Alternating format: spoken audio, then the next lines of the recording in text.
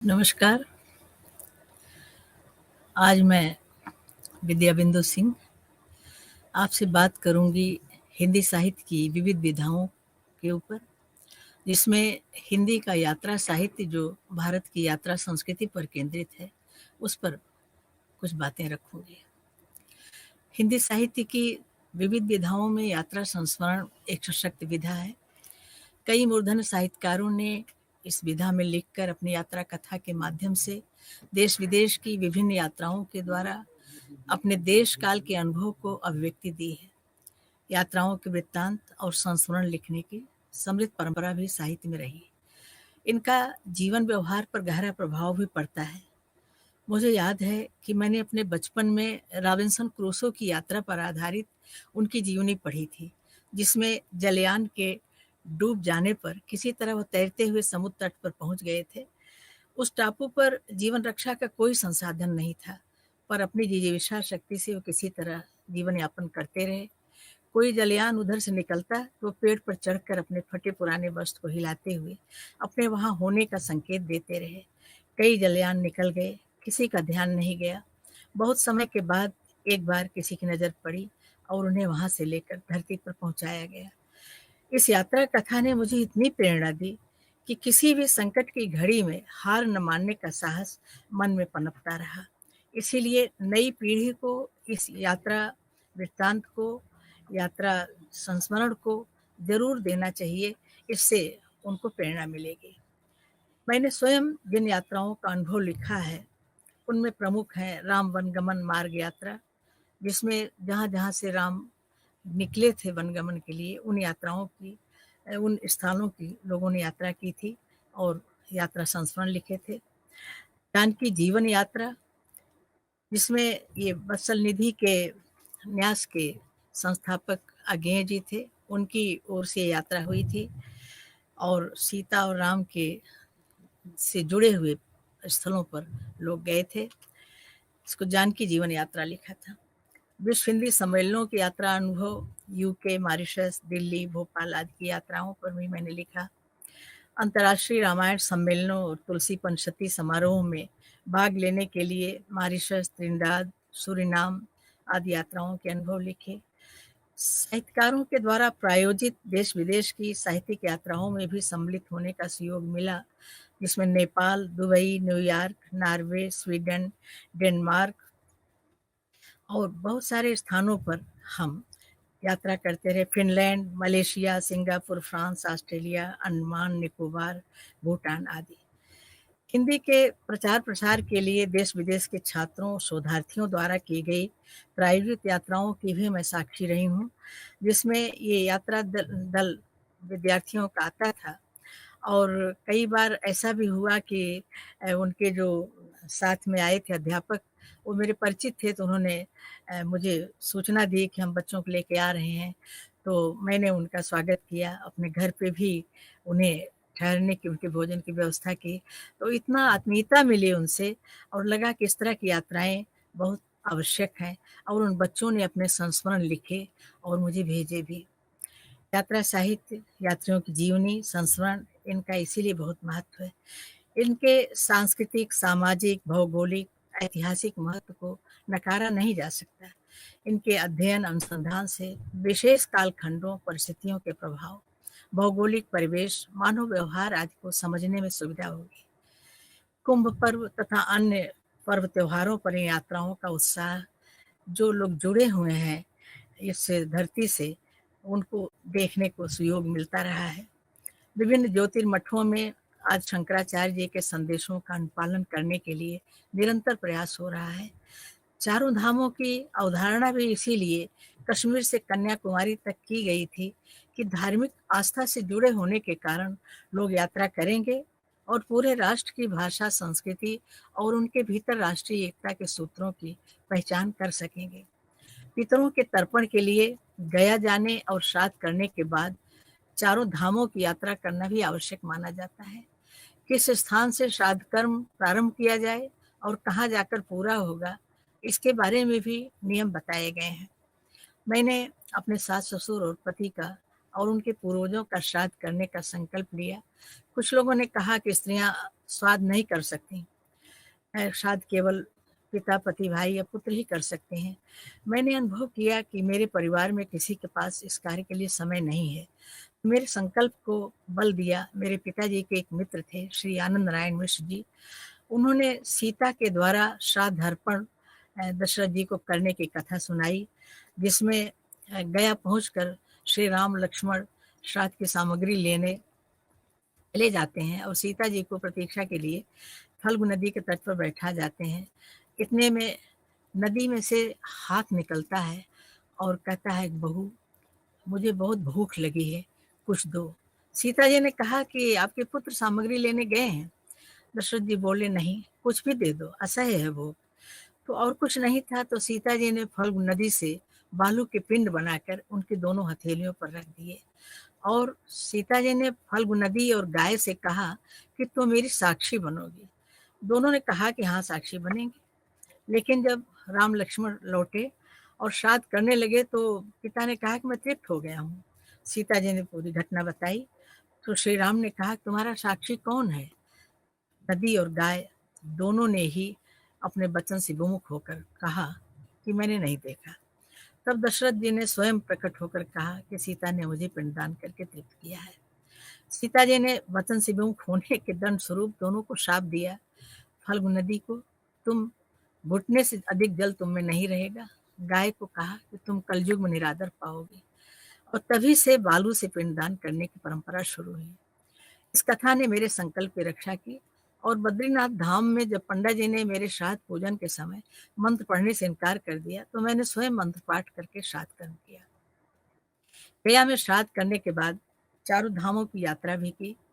पितरों की जन्मभूमि से यात्रा प्रारंभ की। भरत कुंड, काशी, गया, जगन्नाथपुरी, द्वारिकाधीश, सेतुबंधु, रामेश्वरम, सोमनाथ, नैमिषारण्य, अयोध्या आज पावन स्थलों की यात्रा करके लौटने के बाद उत्तराखंड के चारों धामों केदारनाथ, गंगोत्री, यमुनोत्री, बद्रीनाथ धाम के साथ साथ मार्ग में पड़ने वाले तीर्थ स्थलों की यात्रा करते हुए दर्शन लाभ प्राप्त किया। इस यात्रा में पर्वत वासियों का और पर्वतों की पीड़ा का अनुभव किया। भीषण प्रलय के त्रासदी से हुए विध्वंस के दंश का अनुभव किया। इन सब के होते हुए भी ईश्वर के प्रति गहरी आस्था और विश्वास के दर्शन हुए। पहले गया और चारों धाम करने के पहले यात्री दल का स्वागत और विदाई श्रद्धा पूर्वक की जाती थी। उन्हें पूरे गांव में गाजे बाजे के साथ सबको दर्शन लाभ कराया जाता था। कुल गोत्र के साथ नाते रिश्तेदारों के पूर्वजों का तर्पण और श्राद्ध करने के लिए सभी लोग अपने अपने घर का अक्षत लाकर देते थे और यात्रा व्यय के लिए यथाशक्ति द्रव्य भी देते थे। जाते समय तीर्थ यात्री सबसे विदा लेकर जाते थे कि कौन जाने फिर वापस लौट कर आना हो कि न हो। इस समय उन संसाधनों का अभाव था जिनके द्वारा अपने हालचाल या संदेश भेजा जा सके। ऐसे लोकगीत यात्रियों की प्रशंसा में गाए जाते थे कि धन्य है यह कुल जिसके वंशज पितरों का श्राद्ध करने और तीर्थ यात्रा करने जा रहे हैं। कई साहित्य संवर्धन यात्राओं के वृत्तांत प्रकाश में आ चुके हैं। अभी हाल में ही मैंने देश परदेश नामक पुस्तक संपादक श्री श्रीधर पराड़कर जी की प्रकाशित हुई उसे पढ़ा, जिसमें राष्ट्रीय स्तर की 10 यात्राओं के लेखकों के संस्मरण प्रकाशित हैं। अवध साहित्य संवर्धन यात्रा, कहानी जनवार के रूपांतरण की, लोकाख्यानों जनश्रुतियों का नगर चंबा, अवध यात्रा एक साथ का पूर्ण होना, सांस्कृतिक वैभव की नगरी उज्जैन, अविस्मरणीय आत्मीय लेह लद्दाख, चंबा की आनंदमयी यात्रा, साहित्यिक यात्रा लखनऊ से उन्नाव की, ग्वालियर के आसपास, राजधर्म संस्कृति साहित्य का चैतन्य का संगम। इसमें 10 विद्वानों ने अपने लेख लिखे हैं और इसी प्रकार प्रदेश के 10 यात्राओं का वृत्तांत देश प्रदेश में दिया गया है। उसमें कैलाश मानसरोवर का, अपना सा लगा मॉरिशस, धार्मिक सांस्कृतिक विरासत की रोमांचक यात्रा, घुमक्कड़ी चला नेपाल, मैं अंकोर वाट बोल रहा हूँ, ब्रुनेई दारुसलाम यात्रा वृत्तांत, विश्व पुस्तक मेला अबू धाबी की यात्रा, आश्चर्य भूमि कंबोडिया, उत्तरी थाईलैंड की यात्रा, अपनेपन का एहसास आदि विभिन्न 10 विद्वानों ने इस पर अपने आलेख दिए हैं। मैं ये कहना चाहती हूँ कि यात्रा संस्कृति का आधार है भारत में तीर्थों की अवधारणा। तीर्थ यात्रा के लक्ष्य को लेकर ही यात्राएं यहाँ प्रायः की जाती रही हैं। चारों धामों की यात्रा, 12 ज्योतिर्लिंगों के दर्शन यात्रा, 51 सिद्ध पीठों की यात्रा, प्रसिद्ध सिद्ध मंदिरों की यात्रा, विभिन्न अवसरों पर पवित्र नदियों में स्नान पूजन हेतु यात्राएं सदियों से की जा रही हैं और इनके प्रभाव के तमाम प्रमाण भी मिलते हैं। यात्राएं उत्सव धर्मिता का सशक्त माध्यम है। आज यात्राओं के प्रति आकर्षण बढ़ा है, पर पर्यटन की दृष्टि से या व्यवसाय के रूप में। पहले यात्राओं को लेकर कई तरह की वर्जनाएं थीं। जैसे समुद्र को पार करने की वर्जना थी कि विदेश की धरती पर जाकर धर्म कर्म के प्रति निष्ठा नहीं बचेगी। आज ये वर्जनाएं अस्वीकार कर दी गई हैं। उस प्रकार की शुचिता के प्रति, यात्राओं के प्रति तथा धार्मिक भावना की आस्था खंडित होने का भय कम हो गया है। हालांकि लोग सचेत हुए हैं। परंपरा जिस रूप में अपनी विरासत और धरोहर को आगे बढ़ा रही थी, उसमें न केवल अवरोध आया है, बल्कि उसे कुछ लोग विकृत करके उसे बाजार का रूप देकर प्रस्तुत करने की साजिश भी कर रहे हैं, जिससे सचेत होने की भी जरूरत है। किसी भी देश की पहचान उसकी संस्कृति और उसकी परंपरा से होती है। आज भारतीय समाज के सामने ऐसे बाजार हैं जहां से खरीदे गए चश्मे से भारतीय परंपरा को जो देखते दिखाते हैं, वो सहज रूप नहीं है। आज भी तीर्थ भाव से की गई यात्राओं की परंपरा का सहज रूप अत्यंत सरल है, सरस है, मधुर है और अपनेपन के सुगंध से भरा है। जब यातायात के साधन नहीं थे, तब दूर दूर की यात्राएं लोग पैदल करते थे। यात्रा की थकान का अनुभव न हो, इसलिए लोग गीतों और लिखित साहित्य के भजन कीर्तनों का गायन चलते समय भी टोली बनाकर होता है और जहाँ भी रात हुई वहाँ विश्राम के लिए रुककर गायन और कथा वाचन होता है। इन तीर्थ यात्राओं का समाज में बड़ा आदर था, आज भी है। जनश्रुति है कि तीर्थ यात्री की सेवा करने से उसका आधा फल सेवा करने वाले को मिल जाता है। अपने घर रहते हुए भी वो तीर्थ स्थल में पहुंचा हुआ अनुभव करने लगता है। यही विश्वास तीर्थ यात्रा से लौटते समय या लौटने पर सेवा करने के सुफल के रूप में मिलने का विश्वास है। घर से केवल लोटा डोरी झोरी में गमछा धोती लेकर यात्री निकल पड़ते थे। बहुत हुआ तो सत्तू और चना चबेना गंग जल साथ रखते थे। जब तक पास रहता था सब लोग मिल बांट कर खा लेते थे। टूट जाने पर आगे ईश्वर प्रबंध करेंगे, ऐसा विश्वास था। मेरे बाबा बताते थे कि लोग बर्तन लेकर नहीं चलते थे। पहले कुएं की पक्की जगत को धोकर लोग बैठ जाते थे। लोटा डोर से पानी निकालकर उसी धुली हुई जगत पर सत्तू की ढेरी झोली से निकाल कर रख देते थे और उसी पर नमक डालकर सान लेते थे और सब लोग हाथ धोकर अपनी हथेली पर लेकर खा लेते थे। भोजन में छूत पाक का बड़ा विचार था। कच्चा पक्का भोजन को लेकर वर्जनाएं थी। उबले हुए भोजन जैसे दाल चावल रोटी आज को कच्ची रसोई माना जाता था। उसे भक्त लोग जिन्होंने गुरु मंत्र ले लिया, वे दूसरे के हाथ की बनी कच्ची रसोई भोजन नहीं करते थे, स्वयं पाकी थे। या पक्की रसोई तले हुए पकवान मिष्ठान आदि को खाते थे। और कुछ लोग, उनका कहना था कि पकवान में जल्दी प्रदूषण या विकार नहीं होता है, इसीलिए स्वास्थ्य की दृष्टि से यात्रा में ये वर्जनाएं जो थी वे अब उपयोगी सिद्ध मानी जाने लगी हैं। स्वामी करपात्री जी के अनुयायी आज भी केवल कर को ही पात्र बनाकर एक बार में जितना भोजन अंजलि में आ जाता है उतना ही प्रसाद के रूप में ग्रहण करते हैं। यह स्वच्छता पूर्वक अल्पाहारी भोजन करने की परंपरा है जो सुस्वाद के लिए अनुकरणीय है। जिधर से यात्रियों का दल निकलता था लोग उनके चरण छूते थे, पुण्य लाभ की कामना करते और उनके भोजन विश्राम की व्यवस्था अपने सीमित संसाधनों से करते हुए स्वयं को धन्य मानते थे। तीर्थ यात्रा का सपना हर भारतीय के मन में पलता है। लोग पाई पाई बचाकर तीर्थ यात्रा पर जाने का प्रबंध करते हैं। एक लोक कथा है जिसमें एक व्यक्ति तीर्थ यात्रा के लिए तैयार था, सारी जमा पूंजी लेकर निकलने वाला था कि एक स्त्री रोते हुए सामने आ गई और बोली, मेरी बच्ची को बचा लीजिए, मेरे पास उसके इलाज के लिए पैसा नहीं है। उसने अपनी जमा पूंजी उसे सौंप दी और घर में आकर सो गया। रात में गंगा जी ने स्वप्न दिया, तेरी तीर्थ यात्रा पूरी हो गई बेटा, सुबह उठकर तेरे आंगन में जो कलश रखा है उसमें नहा लेना, मैं उसमें समा गई हूँ। उसने आंख खुलते ही जाकर देखा तो कलश भरा था। उसने माँ को प्रणाम करके स्नान किया और तीर्थ लाभ का संतोष पाया। इस प्रकार ये तीर्थ यात्राएं परार्थ भाव की दीक्षा भी देती रही हैं। इन तीर्थ यात्राओं से संबंधित यात्रा गीत और कथाएं आज भी तीर्थ यात्रा के महत्व को उजागर करते हैं।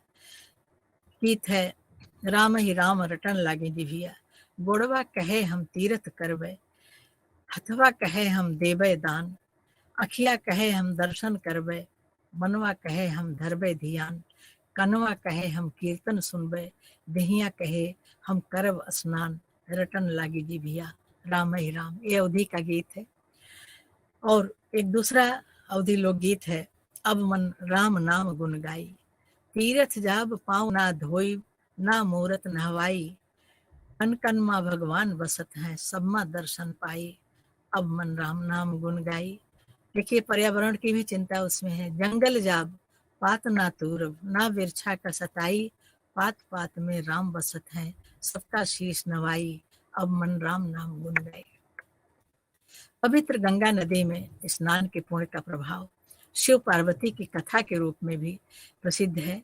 एक आदमी नित्य पदयात्रा करते हुए गंगा स्नान को आता था। उसकी परीक्षा लेने के लिए शिव जी एक कुष्ठ रोगी के रूप में मार्ग में बैठ गए। पार्वती जी हर आने जाने वाले से कहती थी, कोई मेरे पति को 100 अश्वमेध यज्ञ करने का पुण्य दे दे तो ये ठीक हो जाएंगे। उस व्यक्ति ने कहा कि मैंने सुना है कि तीर्थ यात्रा के लिए बढ़ने वाला एक पग 100 अश्वमेध यज्ञ करने का पुण्य दे जाता है, तो मैं तो जाने कब से पद यात्रा करके आता रहा हूँ, तो मैं अपना सारा पुण्य देता हूँ। कहकर गंगा जल छिड़क दिया। शिव जी अपने वास्तविक रूप में प्रकट हुए और उस यात्री को शिव धाम मिला। तीर्थ यात्राओं में थकने का नाम लेना ठीक नहीं समझा जाता था। कोई पूछता था कितनी दूर है, एक दूसरे को साहस दिलाने के लिए लक्ष्य स्थान दूर होने पर भी लोग कहते हैं बस सामने है, अभी पहुंच जाएंगे। इस तरह थक कर चूर होने पर भी लोग आशा के उमंग में आगे बढ़ते जाते हैं। मुझे याद आ रहा है अपनी विंध्याचल की त्रिकोण यात्रा परिक्रमा का दृश्य, जिसके बारे में बताना चाहती हूँ। मैं अपने पति के साथ यात्रा कर रही थी। रास्ते में एक झरना पड़ा तो उसे देखकर मैं हर्ष से बेवल हो उठी और झरने के नीचे खड़ी हो गई। उस जलधार से मेरी रेशमी साड़ी के चिथड़े हो गए और उस हालत में यात्रा करना कठिन हो गया। हमारे वस्त्र आदि ठहरने के स्थान पर दूर रखे हुए थे। थोड़ी ही दूर पर एक साथ सन्यासी का दल रुका था और लोग भोजन बनाने की तैयारी कर रहे थे। मुझे फटे वस्त्रों में थर थर कांपते देखकर एक महात्मा जी ने ईंटा जोड़कर उपले लकड़ी के जलते हुए चूल्हे के पास बैठने का संकेत किया और आँच से मुझे राहत मिली, पर इन वस्त्रों में आगे चलना कठिन था। भूख भी तेज लगी थी। महात्मा जी ने अपनी मर्दानी धोती देकर कहा कि बेटी उधर जाकर पहन लो पेड़ की आड़ में, नहीं तो बीमार पड़ जाओगी। मैं संकुचित हुई, पर इसके अतिरिक्त कोई चारा नहीं था। पददेव जी ने महात्मा जी के सामने कुछ धनराशि रख दी और मुझसे कहा कि पहन लो। मैंने अपनी फटी साड़ी के ऊपर से उसे ओढ़ लिया। अब महात्मा जी ने कहा कि बेटी इस चूल्हे पर तुम लोग भोजन बना लो। कहकर अपना राशन हमारे सामने रख दिया। हमने कहा कि आप तो हमारे हाथ का बनाया खाएंगे नहीं, इसलिए आप बना लीजिए, रोटी हम अपनी सेंक लेंगे और आपका प्रसाद ले लेंगे। इस तरह जो है हम लोगों ने वहाँ, मैं रोटी जब बनाने लगी तो कुछ लोग आकर के महात्मा जी से प्रश्न करने लगे, बाबा जी ये बहन जी तो साधु मंडली की नहीं लग रही हैं। मेरे पति व्यंग से मुस्कुरा रहे थे। महात्मा जी ने स्थिति स्पष्ट की, तब लोग आगे बढ़े। मैंने महात्मा जी से अनुरोध किया, अपना पता दिया कि आप हमारे आवास पर कभी भी पधारें और हमें सेवा का अवसर दें तो आपकी कृपा होगी। वो बोले, मोह ममता के बंधन तोड़ आया हूँ बेटी, अब उसमें फिर से न बांधो। तीर्थ यात्रा तो मुक्त करती है, यह सब में एक ही सत्ता का दर्शन कराती है। यही तो तीर्थ का सुफल है। साथ सन्यासी को कहीं अधिक समय तक नहीं ठहरना चाहिए, उसे निरंतर भ्रमण करते रहना चाहिए। यह नियम इसीलिए बनाया गया है ताकि मोह ममता के बंधन बराबर काटते रहने का अभ्यास बना रहे। आज यात्रा के तमाम संसाधन हैं, आवास, भोजन की मनचाही सुविधाएं हैं, पर यात्रा के कष्ट उठाकर जो सहनशक्ति की परीक्षा होती थी और अपने सहनशक्ति के प्रति जो बोध होता था वो कम होता जा रहा है। पहले यात्राओं में स्वयं मार्ग तलाशना होता था। रास्ता पूछने के लिए लोग एक दूसरे से जुड़ते थे। परस्पर सुख सुविधा बांटने पाने के लिए अपरिचय की दीवारें स्वतः ढह जाती थीं। मैं अपना अनुभव बताती हूँ कि मेरे कई पथबंधु और सखियां ऐसे मिलते रहे जिनसे अभी तक पारिवारिक रिश्ता बना हुआ है। मेरे लिए यात्रा की यह उपलब्धि विशेष महत्व रखती है। आज पथ प्रदर्शन के लिए यांत्रिक संजाल हैं, पथ प्रदर्शक गाइड हैं, जो यातायात, आवास, स्थानीय परिवहन आदि की यात्रा से पूर्व ही व्यवस्था कर देते हैं। यात्राओं का लिखित साहित्य है ही, वाचिक परंपरा का भी बहुत समृद्ध है। तीर्थ यात्राओं या कल्पवास से जुड़ी तमाम कथाएं हैं, जो मानवीय जीवन मूल्यों का संदेश देती हैं, जो धर्म को या पूजा पाठ को आडंबर के रूप में नहीं, आत्मानुभव के आधार पर धर्म का मूल मंत्र बताती हैं। एक कथा सुनाना चाहती हूँ। दो सखियां तीर्थ में जाकर साथ साथ तीर्थ यात्रा करती हैं। एक अपने घर गृहस्थी के सारे कार्य और दायित्व पूरा करके जल्दी जल्दी पूजा पाठ कर लेती है। दूसरी घर के कामकाज न करके केवल पूजा पाठ के आडंबर में ही बहुत समय बिता देती है। स्वर्ग से विमान आता देखकर दूसरी समझती है कि मेरी भक्ति से प्रसन्न होकर मुझे ले जाने के लिए विमान आया है, पर विमान तो पहली को बैठा कर लेकर चला गया। वो पुकारने लगी, असली पुजारी तो मैं हूँ, शायद तुमसे गलती हो गई। विमान से उत्तर मिला कि तुमने आडंबर किया है, अपना कर्तव्य पूरा नहीं किया है। एक दूसरी कथा है। यात्रा पर जाने के लिए एक बहू ने अपनी सास के लिए कोदो की ढूंढी बांध कर दी और अपनी माँ के लिए मेवे के लड्डू। उसकी माँ अकेले छिप छिप कर मेवे के लड्डू खाती और कोई उसकी टाटी खटका कर मांगता तो कहती कि मेरे पास और नहीं है। उधर उसकी सास से जो भी मांगता उसे अपने हिस्से में से बांट देती। कंजूसी करके अकेले खाने वाली को भी भगवान ने सबक सिखाया। यात्राओं का अनुभव मेरे मन में तमाम स्मृतियों को चलचित्र की तरह दिखाता रहता है। देश विदेश की कई साहित्यिक यात्राएं की और बहुत कुछ सीखा। अब कहीं भी यात्रा में जाती हूँ तो उन यात्राओं की स्मृति मन को कभी बेहवल कर देती है, उन लोगों के बिछोह की पीड़ा से जो सहयात्री थे और महायात्रा में अकेले चले गए। कभी उन यात्राओं के सुखद पल मन को संतोष और शांति दे जाते हैं, क्योंकि उन जगहों पर जाने का और बहुत कुछ सीखने का, सुख दुख का अनुभव दे गई ये यात्राएं। मेरी कृतियों में ये संस्मरण किसी न किसी रूप में बराबर आते रहे हैं। मैंने स्वनाम धन्य श्री सच्चिदानंद हीरानंद वात्स्यायन अज्ञेय जी द्वारा स्थापित वत्सल निधि न्यास द्वारा प्रायोजित जानकी जीवन यात्रा में आंशिक भाग लिया। इस यात्रा की विशेषता थी कि श्री राम सीता की कथा यात्रा से जुड़े स्थलों पर साहित्यकार और पत्रकारों का दल यात्रा करते हुए कलाकारों का भी दल था। उसमें सीताराम की संस्कृति का भाव ग्रहण करते हुए अपनी लेखनी और तूलिका से भाव अभिव्यक्त भी कर रहा था।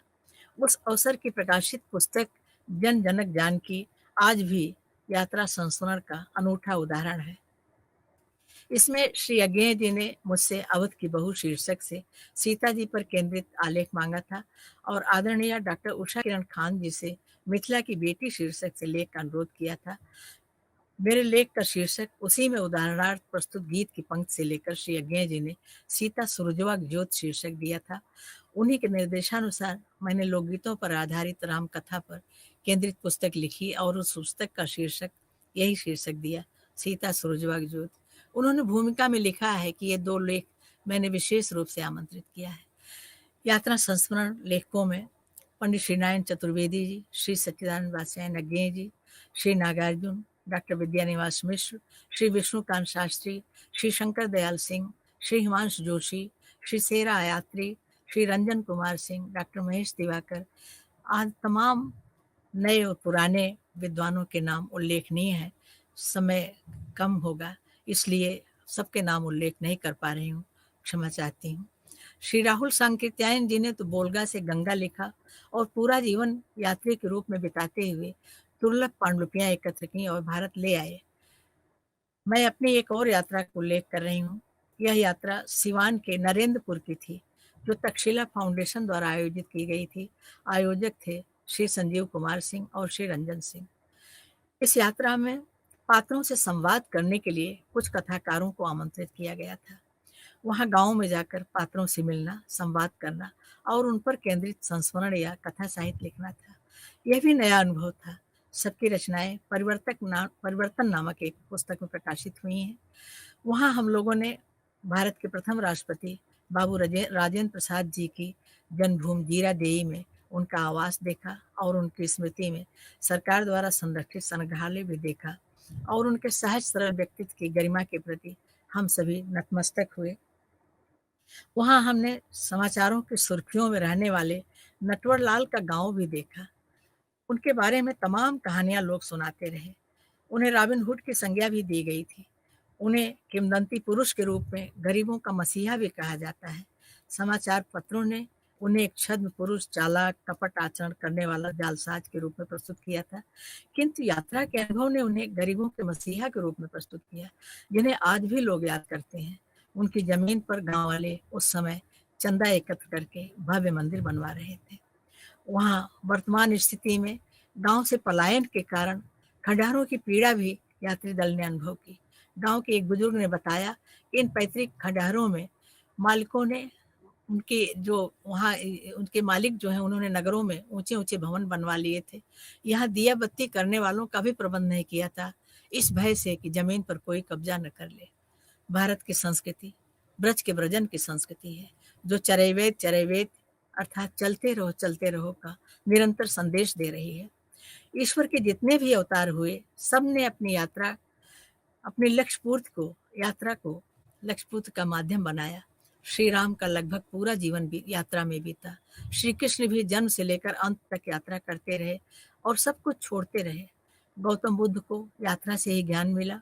आज शंकराचार्य ने कश्मीर से कन्याकुमारी तक यात्रा करते हुए ज्ञान का प्रकाश प्राप्त किया और सबको दिया।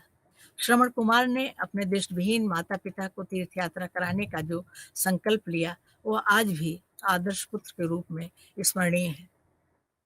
इस प्रकार इन देवों महापुरुषों की यात्राओं के कथानक से संस्कृत से लेकर पाली, प्राकृत, अपभ्रंश और सभी भारतीय भाषाओं और उनकी लोक भाषाओं तक यात्रा से संबंधित साहित्य और उनसे जुड़े हुए अनुभव व्याप्त हैं। बौद्ध और जैन साहित्य में भी यात्राओं से जुड़ी कहानियां हैं। गुरु नानक देव और अन्य गुरुओं, नाथ पंथ के योगियों की यात्राओं के विवरण भी साहित्य की दोनों परंपराओं ने सहेज रखा है। इस प्रकार यात्रा साहित्य हिंदी साहित्य लेखन की एक सशक्त विधा है, जिसके प्रति लेखकों और पाठकों को विशेष ध्यान देने की आवश्यकता है। जीवन भी तो एक यात्रा है। इस यात्रा के सुख दुख, भाव अभाव, अपेक्षा, आकांक्षा सभी कुछ साहित्य की विभिन्न विधाओं में उभरते रहे हैं। ये सभी जीवन यात्रा के साहित्य हैं। इनसे साहित्य की सभी विधाएं निरंतर समृद्ध होती रही हैं। अपने राष्ट्र के प्रति गौरव बोध सभी को होता है और इन यात्राओं से गौरव बोध अधिक पनपता है। मुझे सौभाग्य से मॉरिशस जाने का 2 बार अवसर मिला, 3 बार। एक बार रामायण सम्मेलन में, एक बार भोजपुरी अवधी सम्मेलन में और एक बार हिंदी के विश्व हिंदी सम्मेलन में। और वहाँ जाकर के मैंने ये अनुभव किया कि जो अपनी जड़ों से कट गए हैं, वो किस तरह उनको अपनी जड़ें पुकारती हैं। वहाँ अपनी संस्कृति का कितना महत्व लोग मांगते हैं। मुझे एक गीत सीता की विदाई का था, जो भारत में एक पंक्ति उसकी मिली थी मुझे, और पूरा गीत नहीं मिल रहा था। सीता चली ससुररियाँ, परन लागी नानी नानी बुनिया। वो मुझे पूरा गीत मॉरिशस में सुनने को मिला। मैंने तुलसी पंचशती समारोह में सूरीनाम की यात्रा की। वहाँ पर इतने प्रवासी बंधु आए, राखी बंधवाई और अपने घर सब आमंत्रित करते रहे। श्री विष्णुकांत शास्त्री जी उस यात्रा में थे। वहाँ के जो स्थानीय आकाशवाणी के केंद्र थे, वहाँ हम लोगों को ले गए और यहाँ के लोकगीत, यहाँ के राम कथा के बारे में विचार सुने हम लोगों के। इसी तरह वहाँ त्रिनडाट गए थे हम। वहाँ पर भी लोगों ने देखा कि वहाँ पंडितों का कितना महत्व है। वहाँ बिना कोई संस्कार किए हुए लोग मानते नहीं हैं, उनके पास संस्कार गीत नहीं है। तो वो हमसे कहते थे कि आप हम फ़ोन पर हमें सुना दीजिए, हम माइक लगा के यहाँ सुन लेंगे। इसी की प्रेरणा से मैंने संस्कार गीतों की पुस्तक लिखी। मॉरिशस में मैंने देखा कि सबके घर के बाहर जो जिस धर्म के मानने वाला है, उसकी आराध्य देव की प्रतिमा बाहर रहती थी। तुलसी का पौधा सबके द्वार पर था। वो घर के बाहर रखते थे आराध्य को, क्योंकि उनका ये कहना था कि घर में मांस मदिरा का सेवन लोग करते हैं, तो बाहर खुले में प्रकृति के पवित्र होती है, प्रकृति का आंगन, इसलिए वहाँ पर वो रखते थे।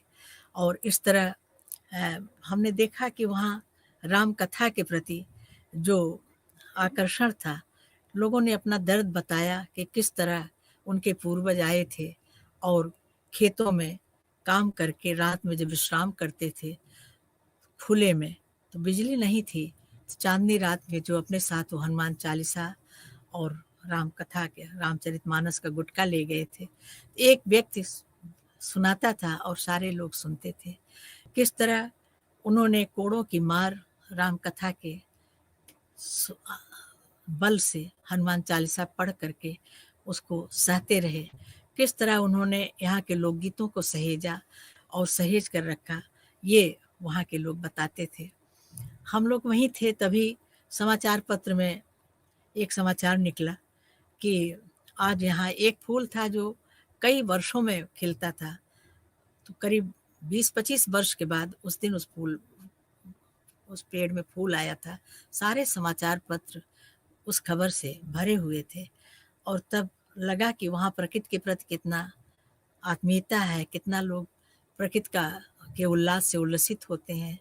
वहाँ के पुष्प जो देखे वो इतने सुंदर हैं, आज तक उनकी स्मृति बिल्कुल परात हमारे यहाँ जो होती है उस तरह के तालाब में तैरते हुए फूल, उनकी बारी बनी हुई थी हरी हरी पत्तियों की।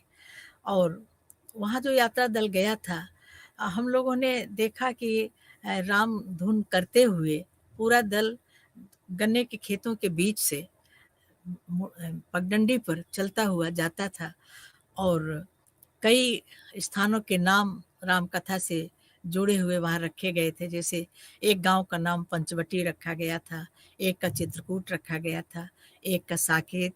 और इस यात्रा में श्री ललन प्रसाद व्यास जी, उन्हीं की प्रेरणा से यात्रा हुई थी और साथ थे हमारे बहुत सारे हमारे साथी भारत से जो गए थे। हम लोगों को इतना वहाँ ऐसा अनुभव हुआ, जब हम लोग हवाई जहाज से उतरे तो रास्ते में बाहर हाथ जोड़कर सीधे पल्ले में महिलाएं और पुरुष अपने यहाँ की भारतीय वेशभूषा में माला लिए खड़े थे। आप हमारे राम के देश से आए हैं, आप हमारे भारत से आए हैं। और इतनी आत्मीयता मिली कि लगा कि हम जो प्रवासी भाई हैं उनकी पीड़ा उन्होंने कितना सहेज रखा है, यहाँ के गीतों को, यहाँ की राम कथा को। वहाँ पर जब संसद में शपथ लेने से पहले रामचरितमानस का गुटका बांटा जाता है। हम अपने साथ कुछ हनुमान चालीसा की प्रतियां ले गए थे, कुछ गुटके ले गए थे। उन्हें जब मैंने भेंट की अपने प्रवासी भारतीयों को, तो विशेषकर महिलाओं ने इतनी प्रसन्नता व्यक्त की कि हमारे पास आपने जो निधि दी है ये बहुत सुरक्षित रहेगी, हम बहुत दिन तक आपको याद रखेंगे।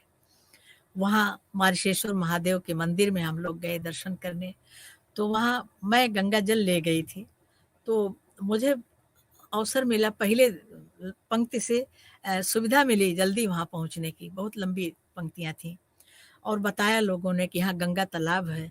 जो भारतीय अपने साथ गंगा जल लेकर आए थे वो इसी गंगा तालाब में, इस तालाब में डाल दिया था और गंगा तालाब के नाम से प्रसिद्ध है। वहाँ बड़े उत्सव होते हैं और प्रतिवर्ष सारे भारतीय वहाँ जुटते हैं। ऐसे ऐसे जगहें वहाँ त्रिंडाड में भी मैंने देखा कि माई बाबू की मूर्ति बनी हुई है। वो गांव का एक किसान और उसकी पत्नी वृद्ध डंडा लिए हुए, पीठ पर पोटली है, और वहाँ कोई भी विवाह संस्कार या जन्म संस्कार कोई भी उत्सव होता है तो सबसे पहले माई बाबू दर्शन करने वहाँ ले जाते हैं और सब वहाँ प्रणाम करते हैं, तब उसके बाद और कोई कार्यक्रम होता है। उन सारी यादों को बांटना बहुत ही स्वाभाविक है कि उसमें समय लगता है, लेकिन बांटने का लोभ भी होता है। हमने देखा कि हर देश की संस्कृति का अपना आत्मबोध होता है और वो आत्मबोध सबके पास पहुँचे, ये बहुत ज़रूरी होता है। संस्कृतियों का आदान प्रदान भी आदिम युग से होता रहा है और यह आदान प्रदान विवेक की आवश्यकता का अनुभव कराता है। इसमें आत्मालोचन, उदारता और निरीक्षीर विवेक की भी आवश्यकता होती है, जो उसके परिवेश के अनुभव से होती है। कोई भी विचार दूसरे पर लादा नहीं जा सकता। हर देश स्वाधीन है कि किस देश की संस्कृति का कौन सा गुण स्वीकार करें, किस सीमा तक किस देश और काल के में उत्पन्न मौलिक विचार और कर्म किस देश के लिए उत्प्रेरक बन सकते हैं और आपसी संबंधों को जोड़ सकते हैं, यह विवेक होना जरूरी है और यह विवेक हमें यात्राओं से मिलता है। अंतर्राष्ट्रीय स्तर पर राम कथा की व्याप्ति की चर्चा करने के लिए ही रामायण सम्मेलन, विश्व अंतर्राष्ट्रीय रामायण सम्मेलन कराए गए। जब वहाँ लगा वहाँ के लोगों को कि हमारी संस्कृति, हमारे बच्चे, हमारी नई पीढ़ी पाश्चात्य संस्कृति से बहुत ज़्यादा प्रभावित हो रही है, तब उन्होंने ये सम्मेलन कराया था, ऐसा उन लोगों ने बताया। मैं वहाँ पहुँची तो मेरा स्वास्थ्य थोड़ा खराब हो गया था, मुझे अल्सर था। तो साथ में श्री प्रभाकर माचवे जी थे। तो जब मैं कुछ खा नहीं रही थी तो कहते थे कि जब तबीयत ठीक नहीं थी तो क्यों चले आई, और उन्होंने एक पंक्ति सुनाई कि माटी खाए जनावरा महामहोत्सव हो, रही मरना भलो जहाँ न अपनो होए, माटी खाए जनावरा महामहोत्सव हो। तो जब भी मैं कहीं जाती थी तो उनकी पंक्तियाँ आया, मुझे हंसाने के लिए वो कहते थे, लेकिन मुझे लगता था कि अगर सचमुच यहाँ कुछ हो गया तो मैं घर से दूर हूँ। और उस समय फ़ोन की भी उतनी सुविधाएं नहीं थी। तो लेकिन वहाँ के राजभवन में जब हमें राष्ट्रपति ने अपने घर पे बुलाया तो वहाँ एक उनकी पत्नी ने सबको भोजन परस रहे थे, सब वो अपने हाथ से परस रही थी। तो मुझसे कहा, तो मैंने कहा मेरी कुछ खाने की इच्छा नहीं है। तो उन्होंने एक जड़ी मंगवाई, कहा कि उस जड़ी का काढ़ा बना कर ले आओ, और वो काढ़ा मैंने पिया तो उसका स्वाद मैं गूंगे के गुड़ की तरह, मैं उसका बयान नहीं कर सकती कि उसमें अमृत रस, शायद अमृत जिसको कहा गया है, उस रस का अनुभव मुझे उस काढ़ा पीने से मिला, और इतना स्वादिष्ट, और उसको पीते ही मेरे स्वास्थ्य में एकदम चमत्कार हुआ, मेरे पेट दर्द में, और मैंने पूरा भोजन किया। और मैं उसका नाम नहीं ले पाई, नोट कर पाई, नोट किया था कहीं इधर उधर हो गया।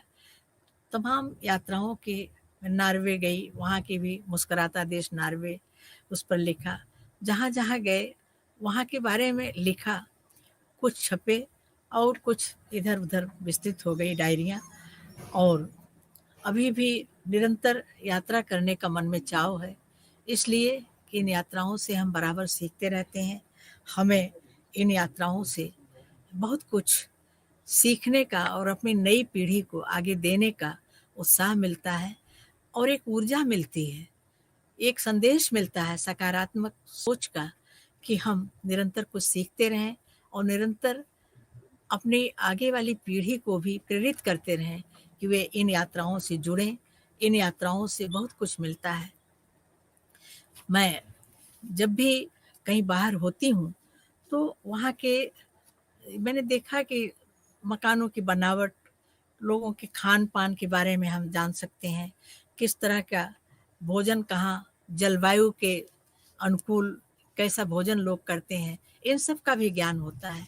किस भोजन से हमें ऊर्जा मिलेगी, किस जलवायु के लिए कौन सा भोजन अनुकूल है, ये सब भी ये यात्राएं बताती हैं।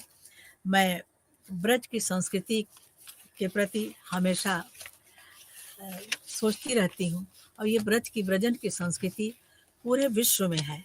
आज पूरा विश्व भारत के प्रति इन्हीं यात्राओं के कारण जानता है। विदेशी भी यात्रा करने आते हैं और भारत से बहुत कुछ सीखना चाहते हैं। वहाँ जो मैंने श्रम गीत सुने, वहाँ के जो आरोह अवरोह थे जो यहाँ के गीतों के थे, वे बराबर अभी उनके यहाँ धुनें भी सुरक्षित हैं, और अपने पूर्वजों के प्रति जो गौरव बोध है, जो वहाँ उन्होंने अपने बच्चों के नाम रखे हैं, उसमें जो यहाँ से भारत से गए थे पूर्वज, उनका नाम जरूर जुड़ा हुआ है। जैसे जो भी नाम, मैं इस यात्राओं से जो हमारी भाषाओं के प्रति जुड़ाव होता है उसके बारे में भी बात करना चाहती हूँ, क्योंकि भाषा का ज्ञान जो व्यवहार में हम एक दूसरे के देश में या अपने ही देश में विभिन्न भाषा भाषी क्षेत्रों में जाते हैं तो वहाँ की भाषा को ज़रूर सीखते हैं, इसलिए कि उसके बिना काम नहीं चलता। और सीखते हैं जब, तो वहाँ आत्मीयता के लिए भी, जैसे आप किसी भी देश में जाइए तो वहाँ के भाषा में अगर आप नमस्कार करते हैं, वहाँ के लोगों से मिलते हैं, तो लोगों को आत्मीयता का अनुभव होता है और हम उन भाषियों के साथ जुड़ते हैं, अपनी भाषा का आदान-प्रदान करते हैं और वे भी हमारी भाषा सुनने के लिए लालायित होते हैं कि किस तरह हम अ, उनको अपनी बात समझा सकें या उनकी बात को समझ सकें। इस तरह के बहुत सारे अनुभव हैं। मैं एक बार जा रही थी तो मैंने कहा कि हम अंग्रेजी में नहीं बात करेंगे। तो हवाई जहाज़ में भी जब मैंने प्रणाम किया, नमस्ते कहा, तो सारी जो वहाँ की बेटियाँ थीं, हवाई जहाज़ में जो परिचारिकाएँ थीं, उन सब ने नमस्ते का जवाब नमस्ते में दिया। हमने राम, राम कहा तो राम, राम का जवाब राम, राम में मिला। और जैसे मॉरिशस का ही उदाहरण लूँ, मॉरिशस में फ्रेंच और हमारी लोक भाषाएँ अवधी और भोजपुरी मिल कर के एक ऐसी भाषा बन गई है जिसको क्रेओल कहते हैं। उसमें शब्द यहाँ के हैं और क्रियापद भी मिलते-जुलते हैं, लेकिन वो उसको क्रेओल नाम दिया है। तो उस भाषा में जब वहाँ हमने देखा कि अवधी और भोजपुरी में बात करने के लिए लोग लालायित रहते हैं और वो बोलते हैं कि अ, हम आपके यहाँ की भाषा, आपके गीत जानना चाहते हैं, यहाँ की कथाओं के प्रति आकर्षण रहा। एक बार मैं गई थी, स्वीडन गई थी, तो वहाँ जो व्रत पड़ता है, हलखष्टी व्रत था मेरा। तो मैं सोच रही थी कि यहाँ भोजन सामग्री नहीं मिलेगी।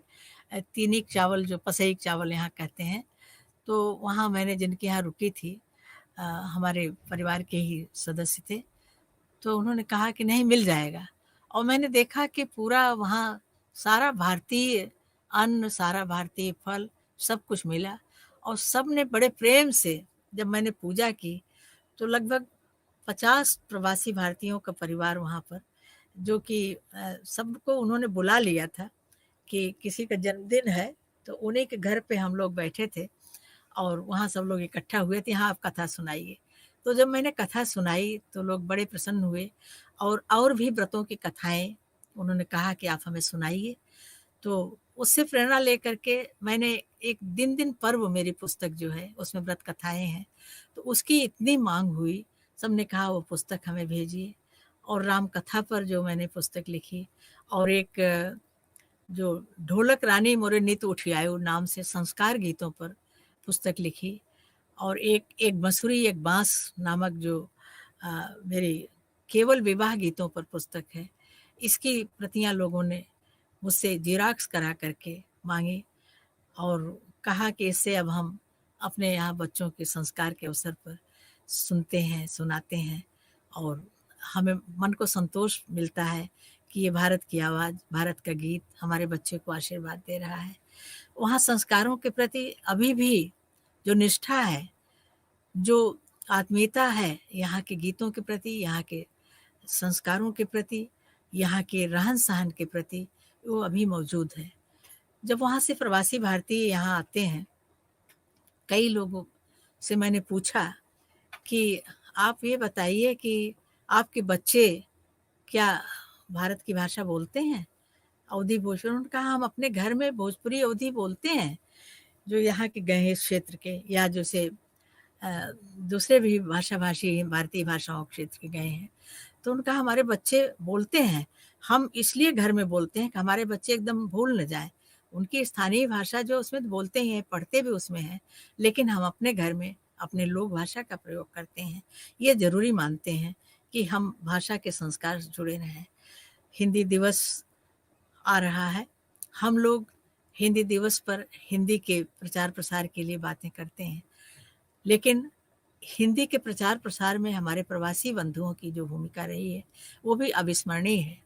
अभिमन्यु अन्नत जी, श्री राजेंद्र अरुण जी, जो मॉरिशस में हैं, सुचिता रामधीन जी, इन सबको मैं याद करती हूँ, ये सब मिले थे और इन्होंने हिंदी के प्रचार-प्रसार में, राम कथा के प्रचार-प्रसार में जो योगदान दिया, वो सराहनीय है।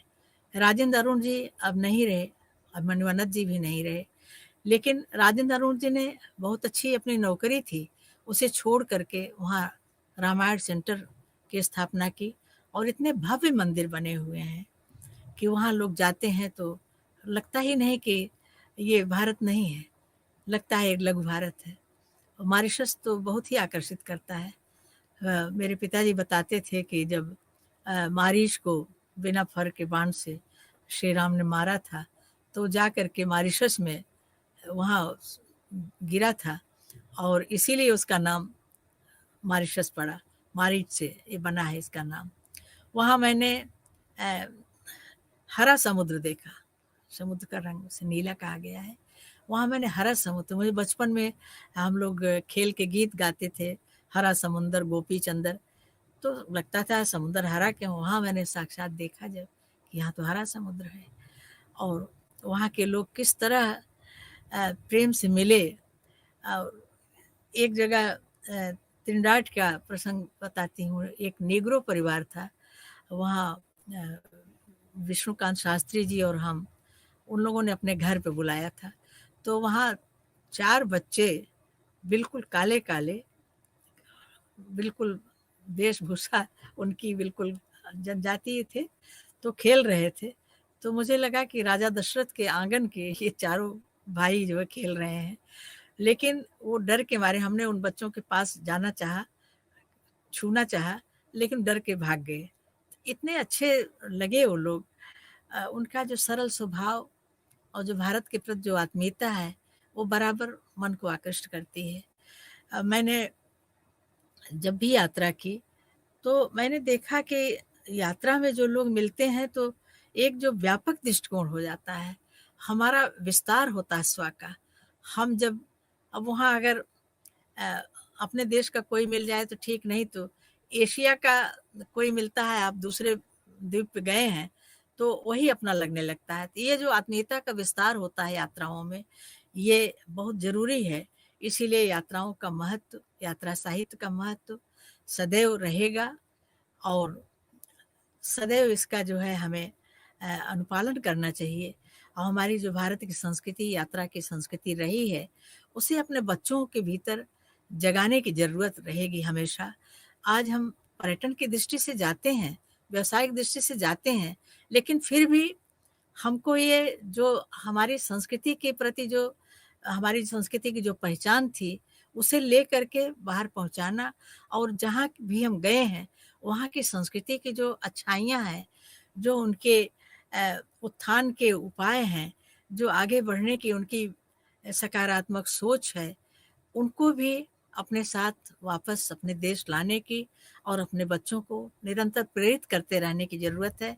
और ये जब तक हम यात्रा संस्कृति से जुड़े रहेंगे, अपने भारत की यात्रा संस्कृति को, यहाँ के तीर्थ भाव को अपने भीतर बसाए रहेंगे, तब तक यात्रा के प्रति हमारा अनुराग बना रहेगा। और ये यात्राएं जीवन में एक शक्ति भी देती हैं। इसीलिए देखिए, जितने देवस्थान हैं, वो पहाड़ों पर बनाए गए हैं ऊँचे। सब लोग कहते हैं कि आपके यहाँ देवी देवता बहुत ऊंचाई पर हैं, पहाड़ पे ही क्यों रहते हैं या समुद्र के तट पर रहते हैं? तो उसका भी एक परीक्षा होती है कि आप कितना सह सकते हैं, कितने दिन भूखे प्यासे रह सकते हैं, कितनी दूर तक चल सकते हैं और कितनी दूर तक आप बिना थके चल सकते हैं। जो परिक्रमा का जो हमारे यहाँ संस्कार है, परिक्रमा इसीलिए की जाती है कि हम अपने दाहिनी ओर अपने देवता को रखते हैं, अपने इष्ट को रखते हैं और उससे प्रेरणा लेते हैं कि हम ये परिक्रमा जो है, ये जीवन की परिक्रमा है, ये संस्कारों की परिक्रमा है, ये धर्म की परिक्रमा है, आस्था की परिक्रमा है। और इस परिक्रमा से जुड़े रह कर के हम अपनी जड़ों से जुड़े रहते हैं, हम अपने पूर्वजों से जुड़े रहते हैं, हम अपने उस अतीत से जुड़े रहते हैं कि जो निरंतर प्रवाहित है, जो निरंतर ये कह रही है कि आगे बढ़ते रहो, पीछे बढ़ते समय पीछे भी देखते रहो। क्योंकि एक सिंहावलोकन शब्द आता है, मैं बार-बार जब भी कुछ कहती हूँ तो इसका ज़रूर उदाहरण देती हूँ कि सिंहावलोकन में सिंह जब आगे चलता है, तो 2 पग चलने के बाद पीछे मुड़कर देखता है कि हम क्या छोड़ते आए हैं और हमें उसमें से क्या लेना है। और आगे बढ़ते हैं तो हम अपने अतीत को याद रखें, हम क्या थे, हमारे पूर्वज क्या थे, हमें क्या लेकर आगे बढ़ना है और अपनी नई पीढ़ी को, अगली पीढ़ी को क्या सौंपना है। ये यात्राएं हमें शक्ति देती हैं, हमें सामर्थ्य देती हैं, हमें दीर्घायुष्य की ओर प्रेरित करती हैं, क्योंकि हम तीर्थों में जाते हैं, वहाँ योगियों से, संत महात्माओं से, सन्यासियों से मिलते हैं और उनकी जीवन शैली, उनके योग की जो परिणति है, उनके सुस्वास्थ्य और प्राकृतिक वातावरण से जुड़ते हैं, प्रकृति को देखते हैं।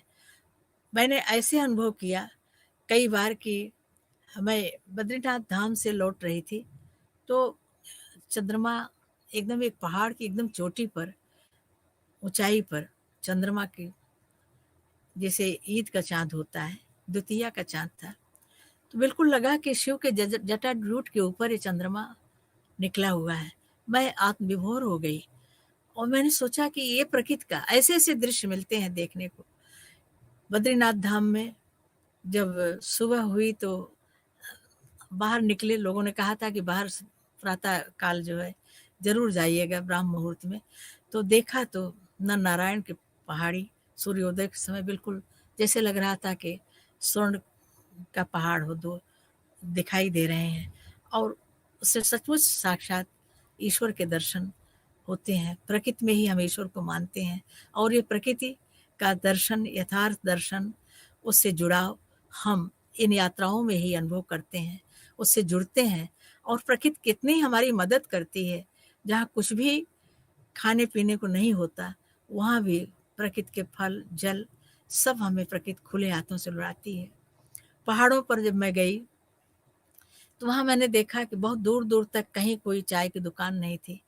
एक परिवार मिला जो अपने घर के सामने बैठा था, हमारे साथ मेरी भाभी थी एक, तो उनको बहुत कमजोरी लग रही थी, तो हम लोग वहाँ बैठे, उनके यहाँ अलाव जल रहा था, सामने बैठ गए।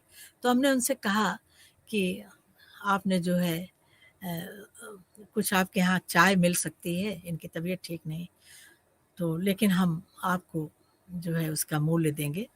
तो उन्होंने कहा कि ठीक है बैठिए, और उन्होंने चाय और पराठा बड़े प्रेम से घर में बनाया, हमको अंगीठी तापने को दिया। और जब हम लोग चलते समय पैसा देने लगे तो कहने लगे कि नहीं, आप हमारे अतिथि हैं, आप पहाड़ पर आए हैं। और हमने उनके बच्चों को कुछ देने की कोशिश की, तो बच्चों को दिया। लेकिन उनका दर्द जो है, वो कहते थे कि पहाड़ की जवानी और पहाड़ का पानी, ये दोनों ही पहाड़ के काम नहीं आते। ये अनुभव उस यात्रा में मुझे मिला कि किस तरह जो पलायन हो रहा है, गाँवों से लोग शहर जा रहे हैं, पहाड़ों से लोग मैदान में आ रहे हैं, पहाड़ों पर जो अंधाधुंध पेड़ काटे जा रहे हैं, इन सब का परिणाम क्या होगा? उन सब का परिणाम ये हो रहा है कि प्रलय हो रही है। कश्मीर गई, कश्मीर में लोगों ने बताया कि ये जो खीर भवानी के मंदिर के पास एक तालाब है, उसका जल जलाशय जो है, उसका जलाशय लाल होने लगता है तो कोई प्रलय आती है। तो ये जो अनुभव वहाँ देखा, सचमुच उसके बाद प्रलय आई। वहाँ मैंने उन खंडहरों को देखा जो हमारे वहाँ के बंधु छोड़ कर आए थे, पलायन किया था, मजबूरी में पलायन किया था। और वहाँ पर खंडहर आज भी उनके दर्द को बखान कर रहे हैं, रो रहे हैं, दर्द को बयान कर रहे हैं, बखान तो नहीं कहेंगे। और किस तरह वहाँ भी आत्मीयता मिली। शंकराचार्य जी का मंदिर बहुत ऊंचाई पर था, लोगों ने कहा कि आप नहीं चढ़ पाएंगी, तो सब लोग ऊपर चले गए। मैं धीरे धीरे, मैंने कहा अच्छा आ रही हूँ। तो रास्ते में एक बच्चा जा रहा था, करीब किशोर था, उसने कहा मैं आपकी मदद करूं, और वो मेरा पर्स लेकर के मेरा हाथ पकड़े मुझे चढ़ाता चला गया। मैं ऊपर चढ़ गई और लगा कि हमको कितनी शक्ति इन आस्था के कारण मिलती है। और उस बच्चा जब ऊपर पहुंचा तो मैंने उससे कहा कि बेटा मैं आपके लिए क्या कर सकती हूँ। उसने कहा कि आप अपना हाथ मेरे सिर पर रख दीजिए, मैं पढ़ाई कर रहा हूँ और मैं सफल हो जाऊं। इसी तरह जाने कितने अनुभव हैं कि जब हम हारने थकने लगते हैं और लगता है बिल्कुल नहीं चल पाएंगे, लेकिन यात्रा का उत्साह अगर होता है तो शक्ति मिलती है। आज भी मुझसे लोग कहते हैं कि आप इतनी यात्रा क्यों करती हैं, जो भी बुलाता है क्यों चली जाती हैं। लेकिन मैं कहती हूँ कि यात्रा से मुझे ऊर्जा मिलती है। ये यात्राएँ हमें जीवनी शक्ति देती हैं। इनसे जुड़ कर के ही हम अपनी अपने स्वास्थ्य की भी रक्षा कर सकते हैं, अपनी आत्मीयता की रक्षा कर सकते हैं और अपने व्यवहार से सबको आत्मीय बना सकते हैं। इन यात्राओं से परिवार अपना विस्तृत होता है। इतना बड़ा परिवार मिलता है कि जहाँ भी जाइए सब अपना परिवार है। जो हमारे यहाँ चारों आश्रम की व्यवस्था की बात थी, वानप्रस्थ और सन्यास की, तो हम वानप्रस्थ और सन्यास अपने घर में भी जीते हैं, जी सकते हैं, लेकिन उसका अनुभव बाहर जाके हमें और होता है कि यही वानप्रस्थ है, हम वनों से जुड़ें, हम अपने प्रकृति से जुड़ें।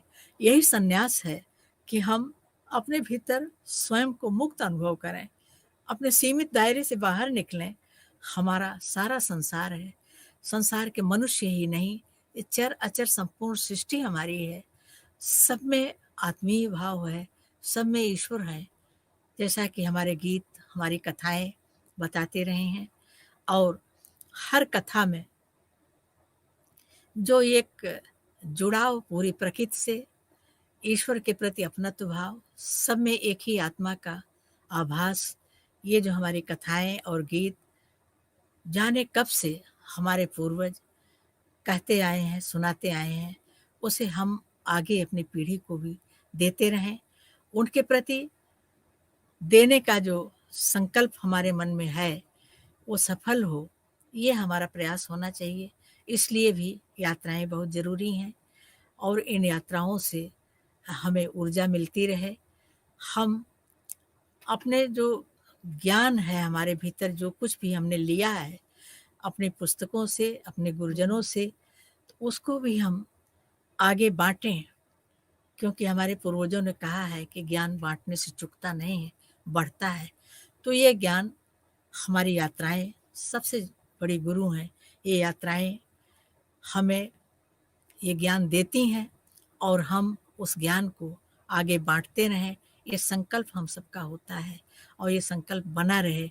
ये ज़रूरी है कि हम यात्राओं को इसी तरह यात्राओं से जुड़े रहें और यात्राओं का जो अपना अनुभव है उसे किसी न किसी रूप में, लिखित, मौखिक, चाहे जैसे हो, उन अनुभवों को हम अपनी तूलिका से, अपनी कलम से, अपने जिह्वा से बाँटते रहें और लोगों को प्रेरित करते रहें कि हम यात्राओं से जुड़े रहें, क्योंकि यात्राएं संस्कृति का ऐसा अंग है कि जिनसे जुड़े रह कर के ही हम अपनी संस्कृति की, अपने सद्भाव की, अपने ज्ञान की, जो भारत की परंपरा रही है, उस ज्ञान परंपरा को सुरक्षित रख सकते हैं और पूरे विश्व में उसका जो प्रसार हुआ है उसका भी अनुभव कर सकते हैं कि किस तरह भारत की गौरवशाली परंपरा ने पूरे विश्व को आकर्षित किया और अपने उस ज्ञान परंपरा की रक्षा के लिए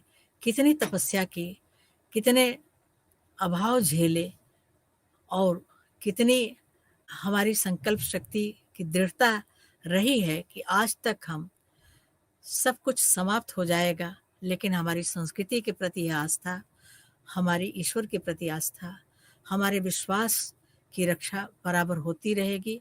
और इस विश्वास रक्षा के लिए हम यात्राओं के प्रति आभार व्यक्त करना चाहते हैं।